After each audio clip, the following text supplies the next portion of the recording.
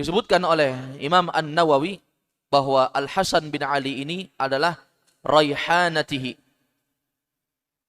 kecintaan Rasulullah sallallahu alaihi wasallam. Orang yang menjadi kesayangan Nabi sallallahu alaihi wasallam. Ini ma'asyiral ikhwah, a'azzanallahu wa iyyakum. Radhiyallahu anhuma, semoga Allah meridainya, yaitu Al-Hasan dan bapaknya Ali bin Abi Thalib. Semoga Allah meridai keduanya. Annahu qal. Dia mulai menyampaikan di sini, kata Al-Hasan bin Ali, hafidtu min Rasulillah sallallahu alaihi wasallam. Aku telah menghafal kalimat yang singkat tapi maknanya sangat padat dari Nabi sallallahu alaihi wasallam. Apa kata Nabi? Al-Hasan menyampaikan, Nabi bersabda, da' ma yaribuka ila ma la yaribuka. Da', tinggalkan. Da' itu artinya tinggalkan. Hentikan. Berhentilah. Stop. Jangan lakukan. Itu arti dari da'. Fi'il amr. Da'. Tinggalkanlah. Apa yang mesti ditinggalkan? Ma yaribuka. Apa yang meragukanmu. Tidak cukup sampai di situ. Nabi bukan hanya melarang, tapi Nabi memberikan solusi. Ila ma la yaribuka. Kepada sesuatu yang tidak meragukanmu. Sangat jelas sekali kepada kita bahwa di antara kelebihan yang Allah berikan kepada Nabi Muhammad SAW, Nabi memiliki jawami'ul kalim. Ucapan yang singkat tapi maknanya sangat padat. Karena ucapan ini akan membangun kaidah-kaidah yang sangat luar biasa di tengah-tengah para ulama. Kaidah yang sangat betul-betul bermanfaat, yang dengan kaidah yang disebutkan Nabi, ini bisa menyelesaikan ribuan pembahasan di dalam permasalahan-permasalahan yang menjadi problematika kehidupan seorang muslim dan muslimah di dunia ini. Hanya dengan ucapan, da' ma yaribuka ila ma la yaribuka. Ma'asyiral muslimin wal muslimat, rahimani wa rahimakumullah, hadis ini diriwayatkan oleh Imam At-Tirmidzi dan juga Imam An-Nasa'i, dan Imam At-Tirmidzi mengatakan hadis ini ditinjau dari segi sanadnya adalah hadis yang hasan dan sahih. Hadisnya hasan sahih. Kita baca syarah penjelasan dari Syekh Shalih bin Abdullah bin Hamad Al-Utsaimin tentang pembahasan ini. Qala syarih waffaqahullah, berkata pensyarah, semoga Allah memberikan taufik kepadanya. Hadzal hadis akhrajahu At-Tirmidzi fil Jami'. Hadis ini adalah hadis yang dikeluarkan oleh Imam At-Tirmidzi di dalam kitab beliau Al-Jami'. Salah satu kitab hadis yang dikumpulkan oleh Imam At-Tirmidzi yang bernama Al-Jami'. Wan Nasa'i fil mustajba au fil mujtaba minas sunanil musnadah. Dan juga hadis ini disebutkan dalam kitabnya Imam An-Nasa'i yang berjudul Al-Mujtaba minas sunanil musnadah. Ini judul kitabnya Imam An-Nasa'i. Al-ma'rufu syuhratan bisunanin Nasa'i as-sughra, yang lebih dikenal dengan sebutan Sunan An-Nasa'i as-sughra. Karena di sana ada Sunan An-Nasa'i yang lain. Kalau ini Sunan An-Nasa'i as-sughra, nama lainnya Al-Mujtaba fi Sunanil Musnadah, karya Imam An-Nasa'i, salah seorang ulama ahli hadis. Ini ma'asyiral muslimin wal muslimat rahimani wa rahimakumullah. Jadi jelas hadis yang singkat ini riwayat Imam At-Tirmidzi dan Imam An-Nasa'i. Dari sahabat siapa? Al-Hasan bin Ali bin Abi Thalib, sibti Rasulullah sallallahu alaihi wasallam, wa raihanatihi, da' ma yaribuka ila ma la yaribuka. Wal lafdzul mazkur huwa lafdzut Tirmidzi. Adapun lafaz yang disebutkan oleh Imam An-Nawawi itu lafaz yang tertera di dalam Sunan atau kitab Imam At-Tirmidzi. Kitab Imam At-Tirmidzi. Wazada, dan dia menambah, fa innas sidqa itma'ninatun. Hanya saja ditambah di dalam Sunan At-Tirmidzi, di sini ada penambahan, innas sidqa itma'ninatun. Sesungguhnya as-sidqa, as-sidq, kejujuran, itma'ninatun, itu akan menjadikan seorang itu menjadi tenang, menjadi tuma'ninah.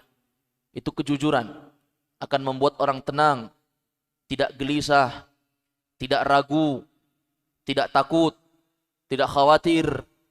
Akan tenang dirinya jika dia melakukan amalan dengan jujur, dengan ikhlas, dengan murni hanya mengharapkan pahala di sisi Allah.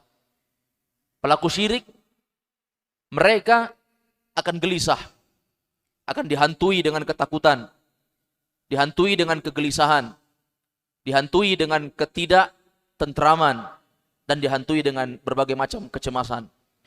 Maka kejujuran itu, kata Nabi, itma'ninatun, dia akan menjadikan seorang itu menjadi tenang. Bawaannya akan menjadi pembawaan yang tenang dan hidupnya menjadi tentram. Ini kejujuran. Dan inilah sifat yang dimiliki oleh para nabi Allah Subhanahu wa taala. Di antara mereka memiliki sifat sidq, yaitu jujur. Nah, ini di antara salah satu sifat Nabi SAW, dan itulah yang membuat istri Nabi Khadijah terkesima dengan sosok karismatik dari baginda Nabi SAW, karena Nabi itu orangnya jujur. Kemudian kata Nabi, wa innal kadhiba ribatun, yang namanya kebohongan itu adalah ribah. Ribah itu lawan dari ketenangan. Sesuatu yang meragukan, menggelisahkan, membuat seorang menjadi tidak tenang. Ini namanya ribah, kebohongan. Tidak akan ada orang yang tentram hidupnya di dunia kalau dia pembohong. Tidak akan ada orang yang tenang hidupnya kalau dia suka berdusta. Dan dusta, ma'asyiral muslimin wal muslimat, itu adalah salah satu dosa kecil yang akan menyeret pelakunya terus-menerus membiasakan sehingga dia terjerumus ke dalam dosa besar. Tidak ada orang yang langsung membunuh jiwa, tidak ada. Pasti diawali dengan kebohongan. Tidak ada orang yang terjatuh dalam dosa sebesar zina, kecuali pasti diawali dengan kedustaan. Tidak ada orang yang melakukan dosa-dosa besar, kecuali pasti semua itu bermula dari kebohongan. Makanya kata Nabi, fa innal kadhiba yahdi ilal fujur. Dusta yang satu akan menyeret pelakunya kepada dosa-dosa berikutnya. Jadi jelas, ini dalam Sunan At-Tirmidzi ada tambahan, innas sidqa itma'ninatun wal kadhib ribatun. Kejujuran itu akan membawa pelakunya menggapai ketenangan, kedustaan akan membawa pelakunya kepada keraguan atau ketidaktentraman. Watma'ninah, adapun arti itma'ninah biziyadati hamzatin fi awwalihi, dengan penambahan hamzah. Biasanya kita biasa mendengar tuma'ninah, ya kan? Tuma'ninah, tapi ini ada kalimat hamzah di awal, itma'ninah. Bacanya itma'ninah. Maka ini adalah tambahan. Hakadha fi aktsarin nuskhit Tirmidzi. Itulah yang didapati di dalam manuskrip yang tertera di dalam Sunan At-Tirmidzi. Jadi dalam Sunan At-Tirmidzi, manuskrip sabda Nabi itu tertulis dengan kalimat itma'ninah, pakai tambahan hamzah. Yakni al-khattiyah, yaitu maksudnya manuskrip. Wa fi ba'dihha, tapi di sebagian manuskrip yang lain disebutkan dengan kalimat tuma'ninah. Innas sidqa tuma'ninah. Sesungguhnya kejujuran itu akan menjadikan pelakunya tenang, tentram, bahagia. Wa kilahuma lughatun sahihah. Dua-duanya bahasa yang benar yang bisa dipakai. Jadi bisa kita bilang itma'ninah, bisa kita bilang tuma'ninah, artinya sama saja. Ini ma'asyiral muslimin wal muslimat rahimani wa rahimakumullah. Wa fil hadis taqsimul waridat al-qalbiyah ila qismain. Dan dari hadis ini ada pembagian kondisi hati kepada dua macam. Ada dua jenis kondisi hati yang akan disebutkan dari hadis ini. Al-awwal al-waridul ladzi yuribuk. Kondisi hati yang pertama yaitu kondisi hati yang datang yang dia akan meragukan engkau. Kondisi hati ragu-ragu, gelisah. Wa huwa ma walladar raib fin nafsi, dan dia yang melahirkan keraguan pada jiwa. Kegelisahan itu yang akan menjadikan jiwa itu menjadi ragu-ragu. Menjadi ragu-ragu.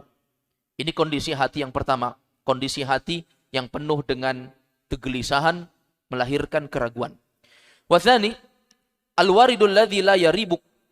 Kondisi yang datang yang dia tidak memberikan keraguan-raguan. Ya.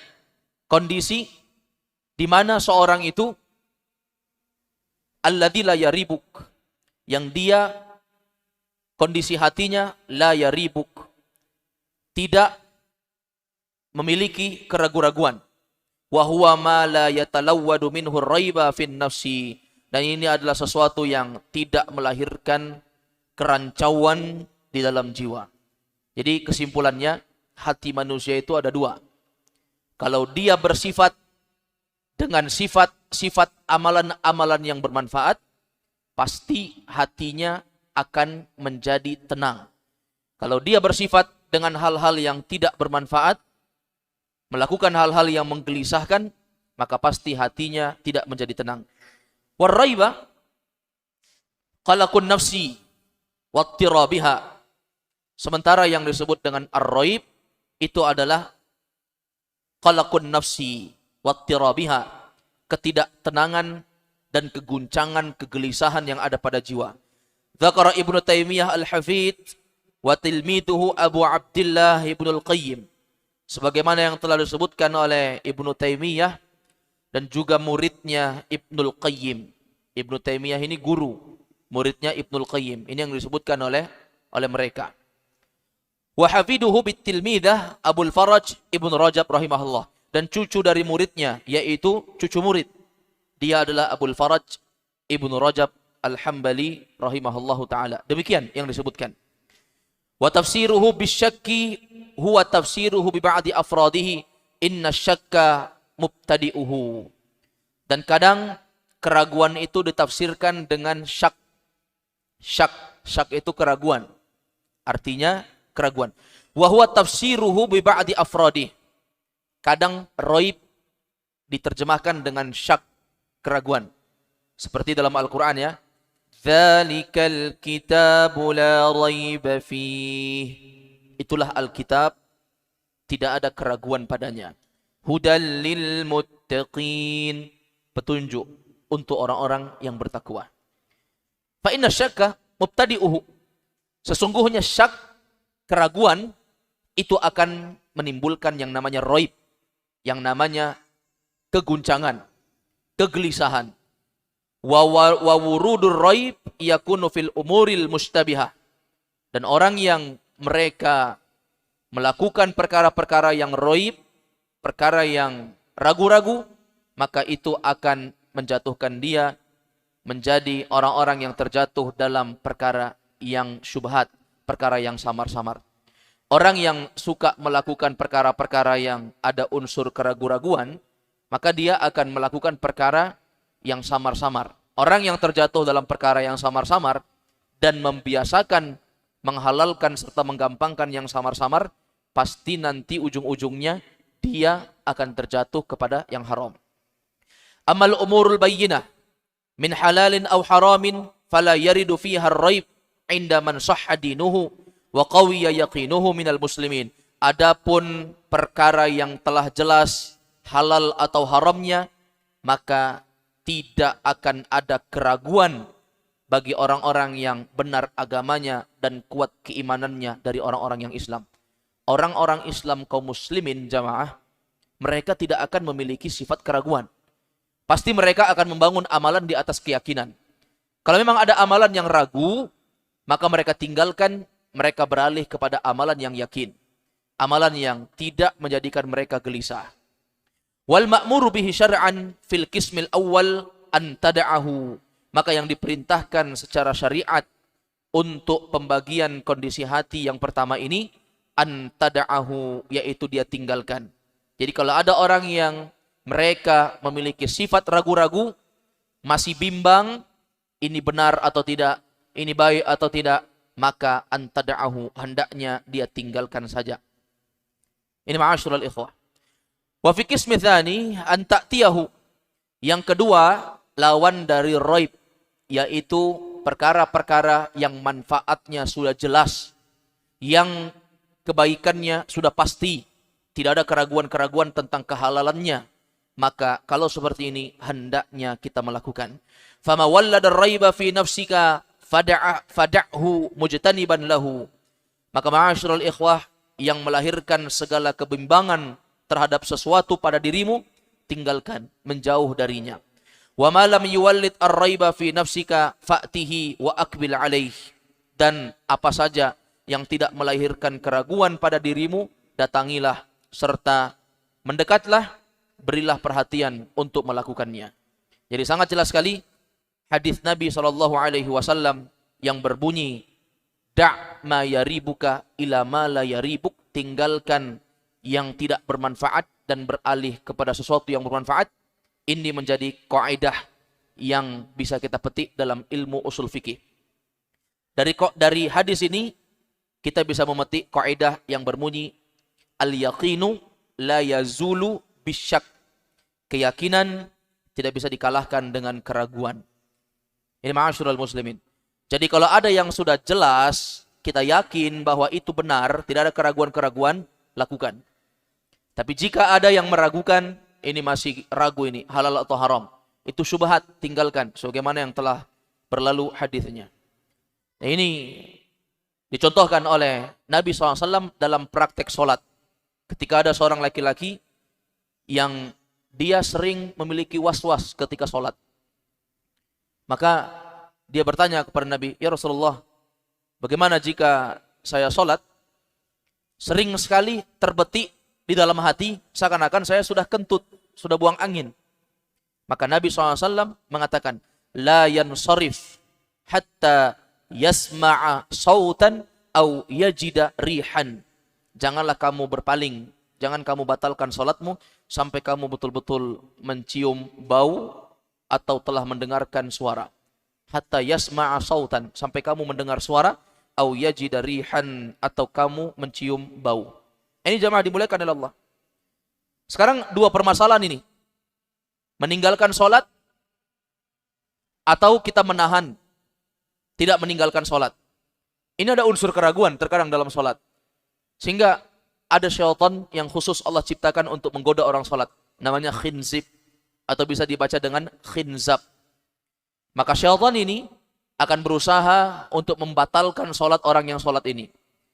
Dia mau sholat saja diberikan keraguan. Mau takbir, Allahu Akbar, ragu, batalkan lagi. Turunkan tangan. Diberikan was-was. Kayaknya tadi kamu berwudu, kakinya belum dicuci. Pergi lagi dia berwudu. Setelah itu selesai, doa dia. Setelah itu pergi sholat, Allahu Akbar. Diberikan lagi was-was. Kayaknya tadi kamu belum cuci tangan. Wudu ulang lagi dia.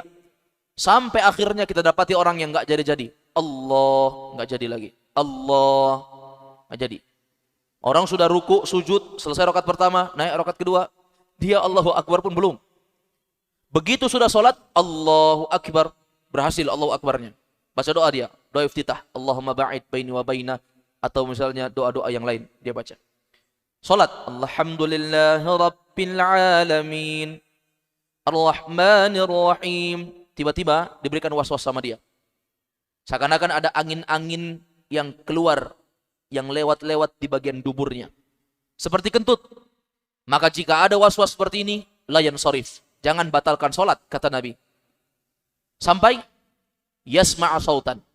Sampai dia mendengarkan suara, au yajida rihan, atau dia mencium bau.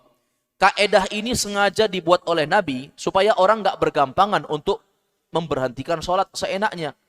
Karena kita membangun amalan harus di atas keyakinan, nggak boleh keraguan. Sholat bermanfaat. Kita tinggalkan tidak ada manfaatnya jika itu belum pasti tapi sudah pasti orang melakukan sholat. Maka ini ma'asyiral muslimin. Ini banyak contoh-contoh kaidah disebutkan oleh para ulama. Di antaranya, orang yang yakin dalam keadaan suci. Ini contoh ya, untuk mengaplikasikan hadis yang telah kita sebutkan. Ada orang yang dia sudah yakin, saya ini sudah berwudu, sudah suci. Kemudian dalam keadaan ragu-ragu, tiba-tiba terbisikkan, kayaknya kamu berhadas tadi, kayaknya kamu sudah kentut tadi, kayaknya kamu sudah buang angin tadi, kayaknya, akhirnya dia ragu. Kalau begitu saya berwudu ulang saja. Maka jawabannya jamaah yang dimuliakan oleh Allah, jika dia pada asalnya sudah bersuci, maka hukum asalnya dia orang yang sudah suci.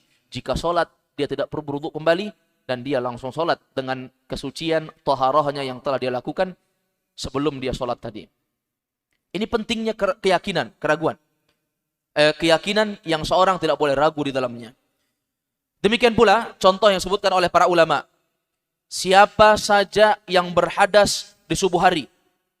Ada orang di subuh hari dia berhadas. Kemudian dia ragu, apakah dia sudah bersuci atau belum? Maka ma'asyiral muslimin, dia dihukumi belum bersuci. Kan orang di subuh hari pada asalnya dia tidur. Orang yang tidur, kata ulama, kemungkinan besar akan batal wudunya. Dengan terlelapnya dia, atau biasanya orang tidur itu secara tidak sadar, dan orang yang tidak sadar secara tidak sadar biasanya dia mengeluarkan angin. Dia kentut sambil tidur misalnya, batal. Jadi kalau orang bangun tidur, yang asal dia belum berwudu. Jadi jangan dibilang, saya pada asalnya kan suci. Jawabannya benar, Anda pada asalnya suci. Tapi Anda sudah tidur dalam jumlah kurun waktu yang lama, satu malaman tidur. Ketika subuh hari, maka pada asalnya seorang dihukumi berhadas. Itu hukum asalnya. Jadi jangan lagi ragu-ragu. Kayaknya wudhu saya masih ada. Kayaknya. Nah, ini ma'asyiral ikhwah. Kecuali yakin dia bahwa memang betul-betul tidak batal wudhunya. Seperti kisahnya Imam Syafi'i yang mengunjungi Imam Ahmad. Satu malaman Imam Syafi'i tidak tidur, maka Imam Ahmad bertanya, wahai Syafi'i, aku tidak melihat engkau bangun di subuh hari untuk berwudu. Apakah Anda tidak sholat subuh? Maka kata Syafi'i, saya sholat dan wuduku masih terjaga saat saya sholat isya. Itu kalau dia dapat memastikan. Tapi pada hukum asalnya, orang yang tidur maka dia tidak dikatakan sebagai orang yang mereka itu adalah orang yang masih berwudu. Paham ini? Ini tinggalkan keraguan, berpegang kepada sesuatu yang yakin pada hukum asalnya.